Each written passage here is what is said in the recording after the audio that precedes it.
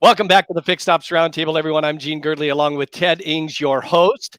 And I'm really excited to welcome back Aaron Sheeks from the Autominer. Thanks for being on the program. Hey, Gene, thanks for having me, and excited to have the guests as well. Thanks for having us. Everyone, we want to welcome back Aaron Sheeks, a great friend of the Fixed Ops Roundtable here on day 2. And Aaron is the president of the Autominer. And Aaron, it seems like every day I see another announcement from the Autominer on another conquest, another dealer group. You guys are growing and expanding. So congratulations on all the success that you're having. Yeah, thank you very much. We've been really fortunate, I think, to have a great product at a right time. And the Fixed Ops Roundtable has been a big piece of kind of helping us on our journey. And I think if it's okay, I'd like to invite the guests that we have here. We have Chris Martinez, platform manager for the Jackie Cooper Auto Group and partner here, at the Autominer. Really, it's his brainchild. So it's always good to bring it and hear Chris's opinion. And then great friends of the Autominer, partner at Blink AI, Mr. Dale Duke. Thank you for joining us and good to be here. And then the man that really needs no introduction, CEO of CarBiz Dud Benner, Mr. Sean Welsh. Excited to see the next video, sir, and thank you for having us.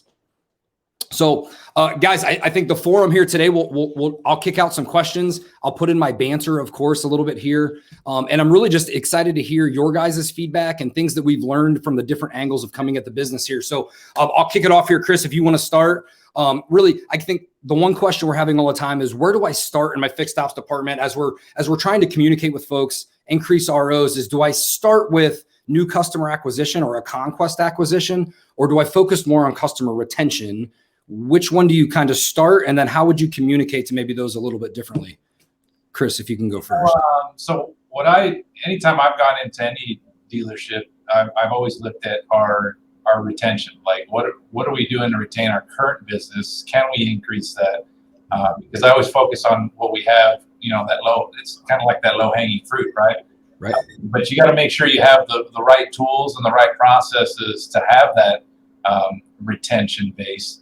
And then to go after new customers, it's really that you got to rely on a lot of it on your sales department to increase those sales numbers to get, the quickest way to get units in operation, sell more cars, right? So the idea is, both of the departments should be working together to feed each other, right?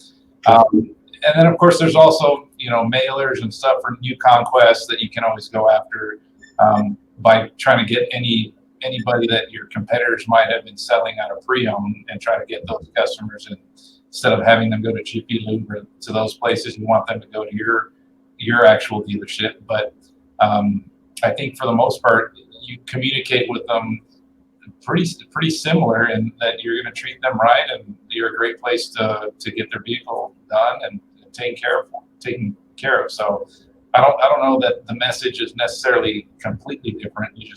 You got to make sure you have a message, and then 2, you're actually going out and trying to get that customer. Sure. Thanks, Chris. I think Sean, coming from a little bit of a different angle and looking at it from, different brands, different dealerships across the country, do you think there are dealers out there that are maybe trying to communicate to customers differently in those 2 different buckets, or where do you think? Yeah, man, I think I've been saying this for a long time, for probably the last year before all this even started, that we've been dealing with. One-to-one communication is always going to be your best opportunity. Whether that's in marketing to your sales department or your marketing to your service department, you already have these people as customers, right?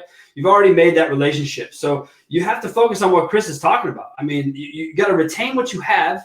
You can't be losing it. What is it? We get the first oil change for free, and then we never see like 60% of these people, whatever the craziness is behind it, and it's completely unnecessary.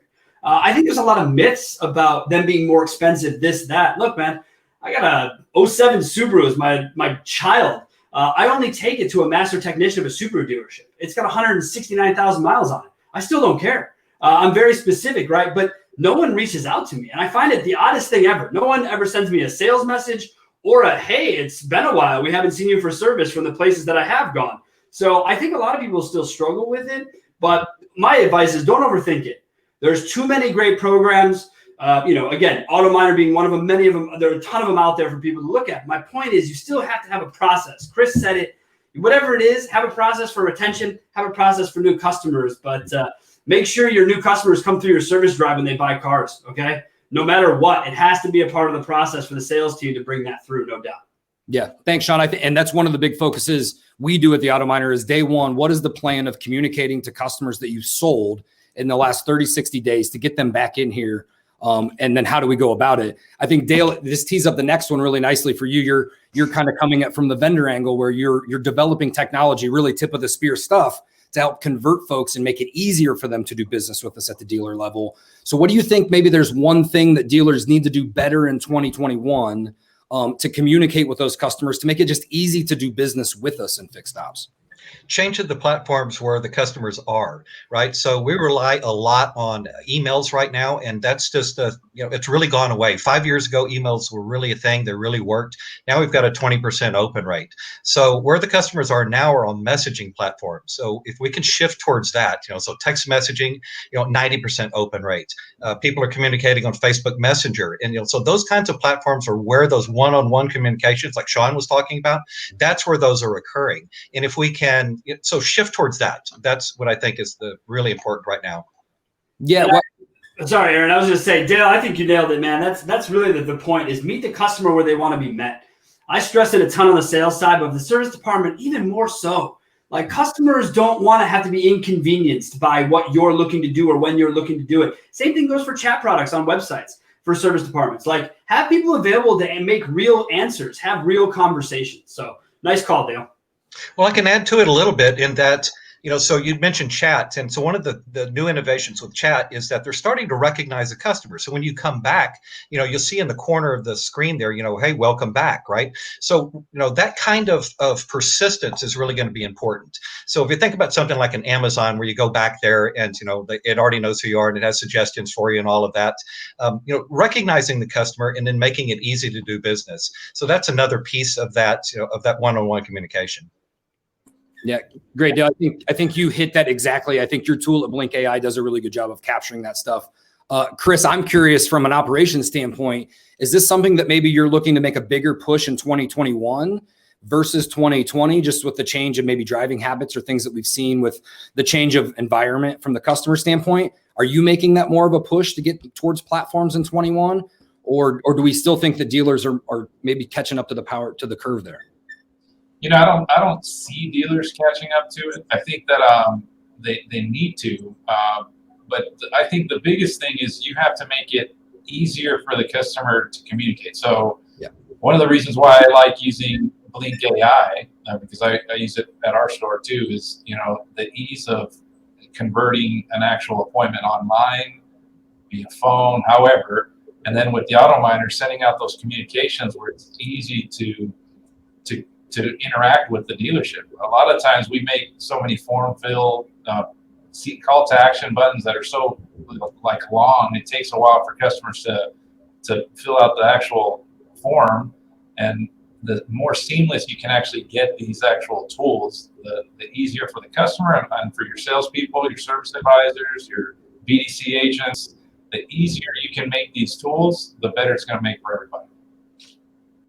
Yeah, I couldn't agree more. Thanks, Chris. I think you're right. We're all trying to find the answer of how do we increase service ROs at a time where maybe we've seen a decrease year over year with just folks and changing driving habits. And we know that they're going to come from our backyard. And we talk a lot about leveraging zip codes and market share areas and places where we have the ability to move the needle inside of that. And those are conversations that we have. And I think to your guys' point, dealers are finding more and more important to communicate on the fixed ops side of the house with those customers directly. So I think, and as I'm brainstorming for these questions, is what's 10 years look like from now? I think if we look at 10 years ago, how we communicated to customers, it's night and day. So I guess quickly, and Dale, we'll let you kick it off here and we'll run it around the horn. What do you think we're going to be doing in 2030 or 2031 from a fixed ops side of the world that we're not doing today to acquire new customers?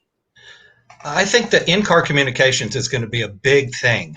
So already we're seeing like Alexa move into cars, and we're seeing these infotainment centers really expanding and really growing. And I think that that's where we're going to see. And of course, electric cars, that's going to make a big change to us as well.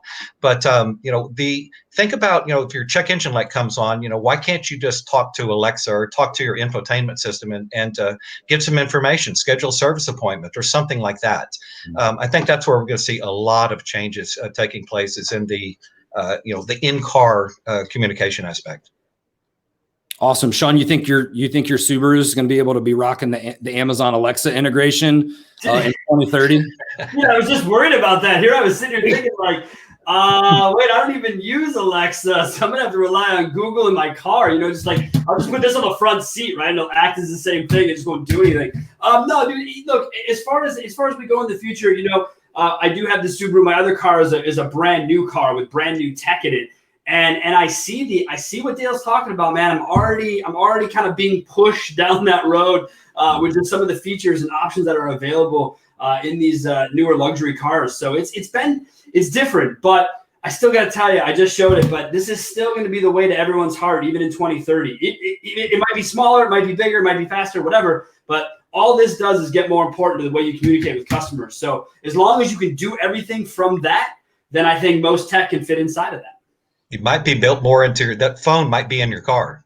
I was just thinking, if we're thinking we need to transform or transition our communication platforms to individual channels or places where customers are at, 10 years from now, are those channels the same as they are today? Do they change? Do they have to be in the phone? Does the phone have to be in the car for us to communicate those things? I guess I'll circle back here after Chris's thoughts, but I think the technology of linking cars to human beings is going to be very interesting from a data perspective. But Chris, what do you think? 2031, what are we doing that we're not doing today? Well, it's hard to say that. I think what Dale's saying, the infotainment center, in the actual vehicle, Alexa type things. But if Elon Musk has anything to do with it, it's going to be Neuralink. You're going to just be able to think it, and you're just going to it's going to be. You just think you want a service appointment, and it's going to go into scheduled appointment. So that's going to be pretty interesting. So you're saying so self-driving automated cars that are going to read our minds and automatically schedule service based on when we think we can make it? Man, just look at what they're doing at Neuralink and you'll understand. Hey, yeah, that's scary though, Chris. Everything about that is 2031 already scares me more than 2020. I'm not going to lie to you, because 2030, you're already going to have the majority of the cars electric. Right, 2025, 50% of every vehicle made is going to be electric, and then by 2030, you're going to be closer to, with our current administration, we're going to be closer to the 80-90% probably, and then so the next thing is, hey, that Neuralink. I mean, those guys, Elon Musk. I mean, he's got a team over there doing some amazing things. I heard he's sleeping on the factory floor as well to be completely involved with his team. So with the new invention of Clubhouse and he pops in and shares some things every once in a while, it's interesting to get his take. Kind of an ad hoc question here, if you will. As being a former aviator and being into airplanes and heads up displays and autopilots and those types of things in a former life, I'm curious to think, and this wasn't a question we planned, but when we start looking at heads up displays and self-driving cars and things that are going to recognize our voices, I guess I'm curious where you guys think, where do we draw the line of connecting those voice recordings, data per car, VIN number, all of the stuff that our car is going to start saving? Where do we draw the line on tying that to a human being, on tying that to where you live or where you shop or where you buy things? Is there a line, and should there be one? Dale, go ahead. Unfortunately, that cat's out of the bag, right? So they're already tied to us very closely. Our data, our phones spew massive amounts of data all the time. There are obviously some ethical questions concerning that, and that's top of the news at the moment. And I think that will continue in that way. We've seen Europe make some changes in terms of data privacy and safeguarding data. I'd like to see the U.S. move in that direction a little bit more. But there's a convenient side of it as well. I mean, so it is super, super convenient to have that kind of connection. Just want to make sure that it's used properly. Sure. Sean, what do you think? Is privacy bigger issue moving forward, or do we think we're just going to accept the fact that everybody already knows everything about us? So look, I struggle because I know everyone knows everything about me, right? I already have a smartphone, so I get all that. I'm totally dialed into that. But self-driving cars don't interest me. Driving my car interests me. That's what I get it. I understand what the future is going to look like and all these other things. But I think ahead to how much tech sits in my brand new car, a 2020 edition. And I love getting in my Subaru. It's 07. It's got nothing. It's got a green little clock in it. That's it.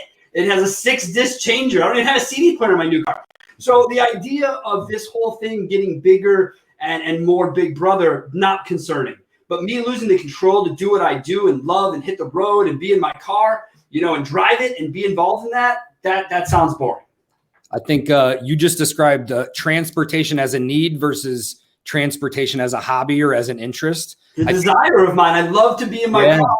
I'll get in my car and drive 2 hours round trip to do a 2-mile hike because I don't care. I love being on the road. I love being in the car. So that's me. Yep, couldn't agree more. Chris, what do you think? Data is such a huge piece of your business and what you do every single day. It's everything, and I'm all about the convenience. I got to be honest. I really don't like driving. If I could just be in my car and get work done on my way to work, would be so much better for me. I mean, it really. I hate the fact that the phone listens to me, but when I'm typing something and it knows what I'm already going to type, I think that's super convenient. Just autocorrect, everything that makes my life easier, I'm all about. I think I'm right there with you. I think the blend of convenience might outweigh the security piece because, to Sean's point, I have a smartphone. They already know it anyways, right? So unless you're really, really dedicated to hide yourself and have a smartphone and really smart, I think they know anyway. So I lean a little bit more towards convenience with the caveat that I think Dale's right. We have to protect certain things at certain levels because who knows what it's going to be used for down the road. So next question here, and I think we're getting more and more, we'll call it controversy, or I'm calling it the attack on retail auto dealers by companies like a Carvana or a Vroom or these third-party auto retailers, right? They've certainly gained a buzz. They've got plenty of traction. They're household names, I think, at this point a lot of times. How is that impacting our ability to bring in new service business, not to mention retention, because we got to get them to us first. If we didn't sell the car and Carvana did, should we be nervous that we're going to lose service ROs? And how do we get some of those back? If so, Chris, what do you think? Well, that's where your conquest comes into play too, right? I mean, those people have already proven they don't have a service facility, so no one's taking care of them. As a matter of fact, I'm looking strongly at getting an ad out saying that, making fun of them and basically saying, hey, you don't have a service department. Every time you sell a car, your customers are coming to us and we're taking care of them and we're treating them right. And guess what? We're retaining them on that end. But as long as they continue to stay out of the service game, we'll be able to pick those people up, treat them right, and we're going to sell them another car at some point if we do use them the first go around. But as a dealer, you gotta just be on top of your game. Don't lose them in the first place, and do what you can to amplify your current efforts that you are the player in the city. So I think that's where I stand on that. Yeah, I mean, safe to say that first service visit, if they do give you a shot, that first service visit is pretty essential to retaining those folks over and over again. Sean, this is near and dear to your heart. So I'm excited to see, what do you think? How are these guys impacting us from a fixed op side, and how do we protect ourselves, or how do we maintain the serviceability or grow, knowing that they're going to move some units? Yeah, you need to thank them because they don't have service departments. Chris already said it. So car online, whatever it is that you do, which Chris can do today, Chris already does it today. The only difference is Chris has humans who help when you get there, not some vending machine out of the 25th century. And he has people to escort you through a service department, explain the car that you've purchased. You cannot replace human contact in any part of this whole journey that we're talking about. You cannot replace it. So Chris already has technicians. He has what he needs. I thank them. I conquest them. Chris, I love your idea. I take it a step further. I tell you to go specifically into the markets. If they're heavy in your market, go heavy in them. Go heavy against them on a service message. Don't compete on sales. They're not looking at sales. But you can get in front of their customers on the service side of things, advertising, messaging, OTT, pre-roll. Guys, the list goes on of inexpensive ways to put out a message from Chris that says, bought your car from a vending machine? Great. Bring it to our service department. Meet real people. Like, there's just so many ways to have fun. And look, They can do it to us. They can make it seem like we're still the dregs of society and it's pathetic to buy a car the old way. Well, then let's go after them and their inefficiencies and what they don't have and exploit the shit out of it. Like, I just would rather go after this way than sit back and let it come. But as far as service goes, thank you for not having a service department. Now come to my dealership. Yeah, I couldn't. I actually, you and I are pretty passionate dudes, so I think we tend to get fired up on things. But this is so important. I think today in service drives, I wish they'd put a Carvana next to every dealer partner that I have, so that I can just thank them for easy and free service ROs for the next 3 to 5 years. And then, oh, by the way, we'll do better customer service and we're going to sell them the next car anyways. Yeah, but Aaron, don't let that part go past, man. The service is still the key. You can't just lay up on these people. You have to set a better example. You know, it's like the fancy restaurants that put out the white napkins knowing you're the first time, or a red napkin meaning you've been there before, right? Because the white napkins are going to get just a touch better, just a touch different to bring you back. Not that the red napkins are any less, but you have to be great at the process. No, I think you're right. Having that first impression being great and then keeping a really solid process throughout their entire relationship with you is super key. Dale, Sean said something really interesting, that you can't replace the human being in the process. You, sir, are quite literally building tools to replace the human being from a lot of these processes, because I think we just know that sometimes human beings are inefficient.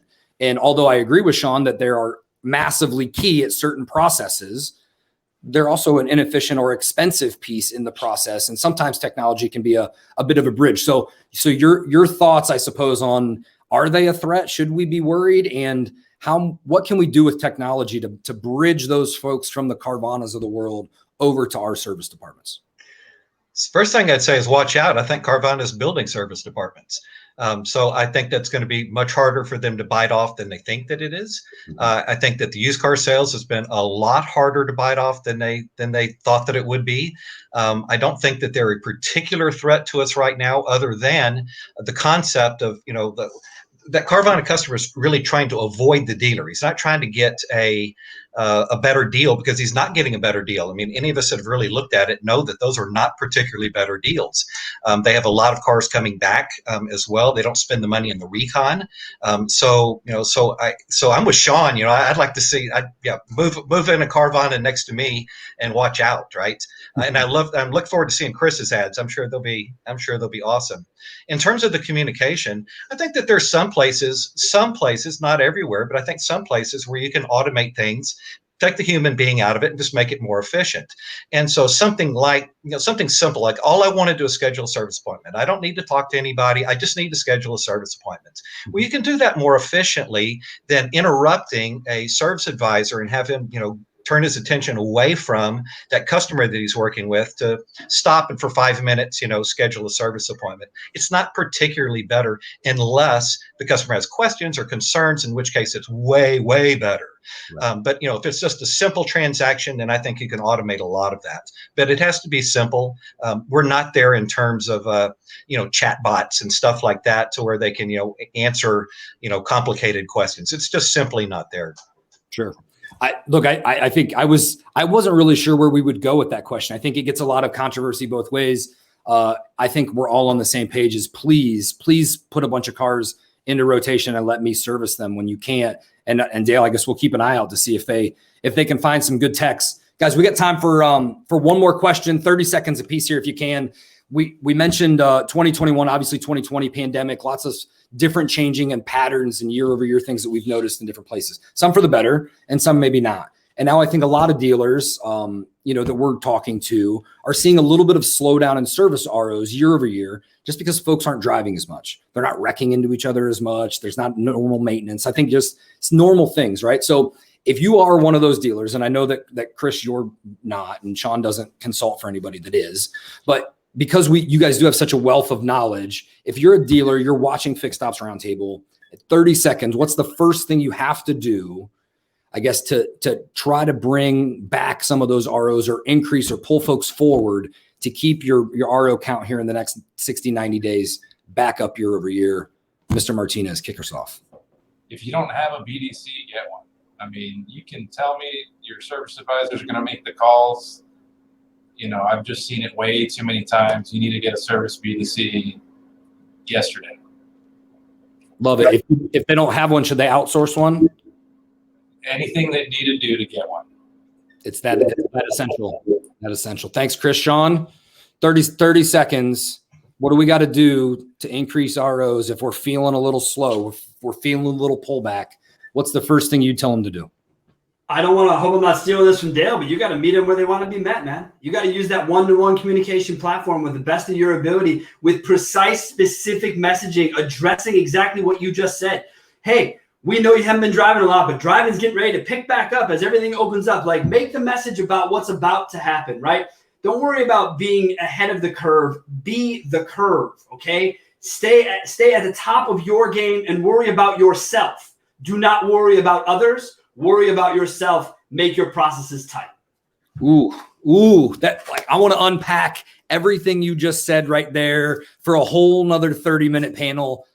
Focus on yourself might be the single best advice that I've heard. If you don't know your process and it's not humming and you can't feed yourself, there's no sense in going and trying to conquest or spend money or listen to the next thing that's supposed to bring your RO count up to the sky. You have to worry about yourself first. Mr. Dale, last piece here. I hope Sean didn't steal your answer, but what's the one thing that they can do to increase ROs if we're feeling a little slow so far? Especially if you're in an urban area, if you can start emulating what the grocery stores are doing, to where you have grocery deliveries that are happening now. So if you can offer that convenience, we've seen a number of our customers that are offering pickup and delivery. There's an increase in usage of companies like RedCap, and so if you can offer that convenience, people are taking it. Yeah. And I think that's another cat that's out of the bag. Once this COVID thing is over, and hopefully soon, but once it's over, I think that a lot of customers are just, it's how nice that we got picked up. The car got picked up. Awesome. Yeah. Thanks, Dale. I think that was going to be my piece, was if you're not VIPing, if you're not picking up, if you're not delivering inside your tight knit kind of area, it's the quickest way. It's the best way to get back out and get with folks. So guys, thank you so much. Looks like we have the leaders of the Fixed Ops Roundtable Empire joining us here. So certainly thanks for the questions in the Q&A. And Ted, back to you, sir. Hey, I just want to thank everybody so much. I want to thank Dale and Sean and Chris, first timers here at the Fixed Ops Roundtable. Very impressive. And we'd like to invite you all back. So, great information, great insights. And, Aaron, great work in assembling this team to have this conversation. Very timely, more now so than ever. In fact, I would imagine that a lot of people in our audience would like to ask some questions to Aaron about the Autominer and some fixed ops questions as well. So rather than call me up and ask me, hey, how do I get a hold of Aaron? Aaron's going to be available right now, if that's all right. We're going to put a QR code up on the screen that will take you to a Zoom room. So if you would open your smartphone, everybody, go ahead, open the camera, scan that QR code, and that'll take you to a room, and Aaron will be in there to answer some questions, do a little bit of networking, a little schmoozing, and you guys can find out a little bit more about each other and make it the perfect fit. So Aaron Sheeks, thank you so much. Great honor to have you. Thank you guys so much. Enjoy the show. Aaron, it was fantastic. What a great panel. Appreciate everyone on this panel. And folks, don't go away, because we've got Tully Williams, the Tully Button Man, coming up right after this.